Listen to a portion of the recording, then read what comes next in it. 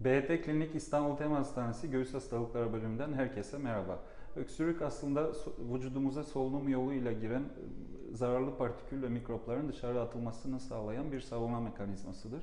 Fakat bunun süresi, sıklığı ve şiddeti arttığı zaman kişinin hayat kalitesini bozmakta ve ciddi sorunlara yol açabilmektedir. 6 haftadan uzun süren öksürük kronik öksürük olarak adlandırılmakta ve önemli birçok hastalığa işaret etmektedir. En sık neden olan hastalıklar astım, üst solunum yolu öksürük sendromu ve reflü hastalığıdır. Diğer nedenler arasında koah, akciğer kanseri, tüberküloz, bronşektazi, sigara içimi ve bazı tansiyon ilaçlarının kullanımı yer almaktadır.